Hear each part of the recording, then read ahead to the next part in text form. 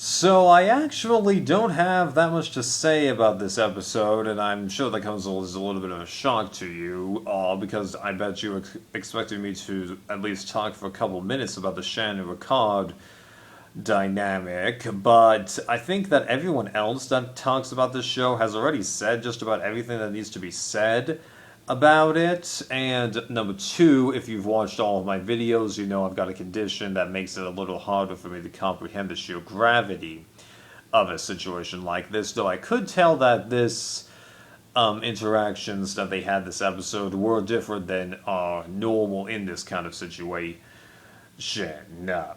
The only close thing, though, that I can bring up as an example for this is what went on with Tom and Ian in Palau, but we didn't see the technically most important encounter between these two, because during day one, if I recall correctly, based on what Tom said in an interview that I heard years ago, and I know I'm not going to be able to find it again, what happened was that during day one, Tom went up to Ian and pitched him a Final Two deal. Ian, for whatever reason, declined. Next day, however, though, Ian tries to rekindle the deal, and Tom changes the dynamic on him. He says, "Now, we're not going to do a top two deal. We're going to do a top three deal, make sure whoever's with us has no chance of beating either of us, and then you and I are going to duke it out." I do think, though, there was a moment in his mind where he did think about reconsidering it, but the whole dynamic of his relationship with Ian falling out, it's a complicated thing, and it's been forever since I watched that season. Right. Okay, so that takes care of the main elephant in the room, almost.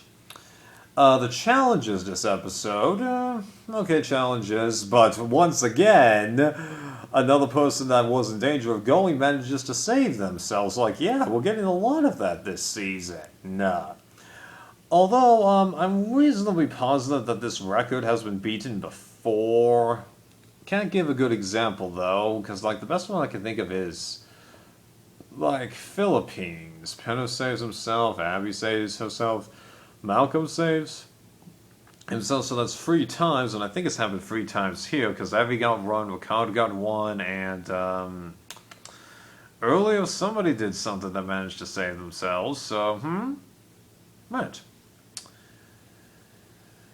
And it doesn't bother me that they're using past challenges, a little bit, because it does kind of take a little bit of the fun out of it, and the fact that I have to focus on so many other things, so I can't analyze this show as much as I used to. Yep, that happens. Ricard's choices. Well, yeah, as Danny and Deshawn point out, he is fluffing that jury. So the dynamics not going on at camp after the immunity challenge, because I don't really think that there's that much else that needs to be discussed, honestly. Ricard moving to target Shan. For whatever reason, I wasn't that surprised by it, to be honest. And people have been saying for a long while that Shan has been in a tough place. I haven't been able to fully grasp that as much, because I have to keep my mind on other things, and as I've said, we should binge watch this season, but I do think that if I had my skills up to where they were before I took the 2-year-ish long break from YouTube and watching this show, I think I would have been able to figure out that she was going to get booted eventually, like Andrea. I predicted that she was going to get booted in both Game Changers and Caramon way before she actually did. I could tell she was just a dead person walking, but it was just well in advance. I'm like, yeah, she can last a good ways longer in theory, but eventually these people will turn on her, and unfortunately they did, because I do like Andrea. And I was rather surprised that Liana was so willing to actually stick with her, because, like, I know that she's, a fierce person. She can play this game, and then she ends up getting the dead water because of a friend. Well, goes to show you that there is real things happening on here, and yeah. So that was a surprising bit, if you ask me.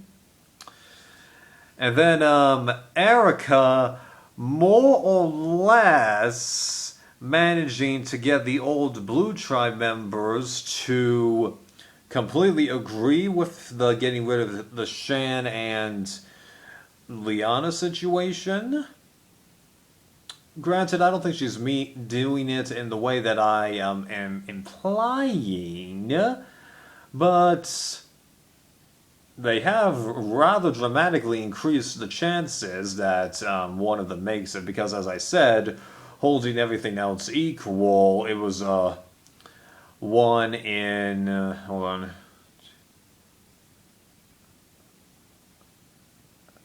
1 in 20 chance that none of them would make it to the end. Well, now it's 1 in 35. Interesting, huh?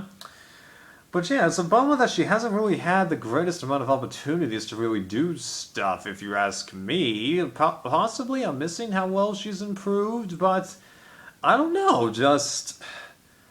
I wish I could see a little more from her, but there's not that much opportunities left to do it, because the opening bit of the next time bit didn't imply that next episode would be the last episode, and I'm pretty sure this is the 10th episode.